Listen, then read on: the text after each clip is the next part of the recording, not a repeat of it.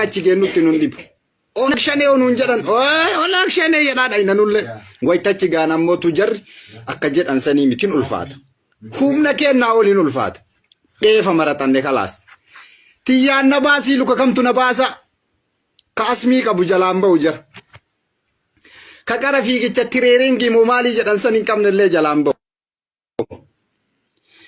Jarri sitti na laamuu darbinaaniin mataa duubaa kanaan si keessa kaayaa duraan si keessaa bu'aa achumatti hallaqa. Meeshaan keellee achumatti rakkabama. Eegaa nu godhee bar maqaa isaan dhawwan amma bilisiqinnaa keessaa tokko eegaa leenjisaadha. Nu leenjiseeti nama 220 xiyyiitii 30 waliin itti nu qajeelchee bar. Onak shane hooma takka ka jarri hin qabne ka kuunulee qabatu nama 30 yoo jarri taate bakka tokko nuun jedhan akkaataa wala itti nu himanii bar. Yoo nama 100 bakka kana ka jiraattu ka taatu taate namni meeshaa qabu nama 30 namni 70 kuunuleedha kun dullaan deemti onak shaneeni. Hooma takka jarri harkaa waan qabdu.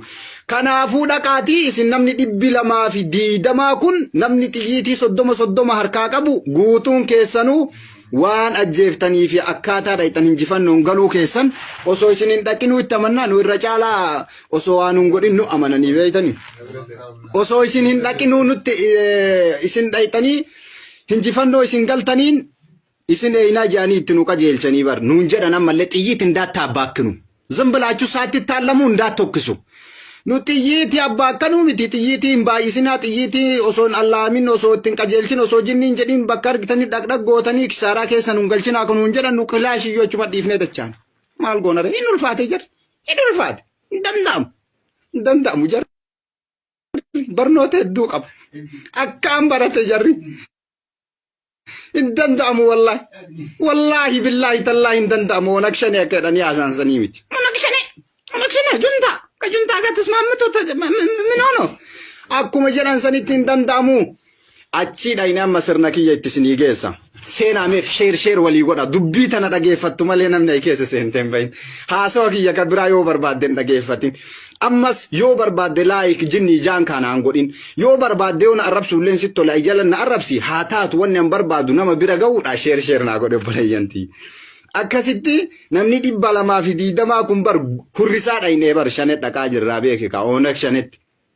Wayita bira geenu xiyyiitii 30 qabna isiniin jedhee jira.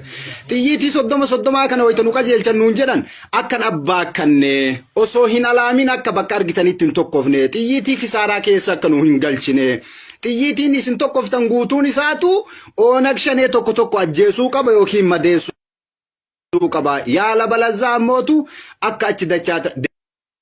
Deemtanii nutti asin dachaanee nuun jedhan nama 206 nama 220 dhayneetii gaa xiyyiitii 30 qabnaa nuu bilbila yoo nu takkaa turre lola dhukaasa walit jirraa beeyte nuu bilbila gargaarsa namaa dabaltii namaa isin barbaachisaa innaan xiyyiitiin nu harkaa dhumate xiyyiitii nu barbaachisa.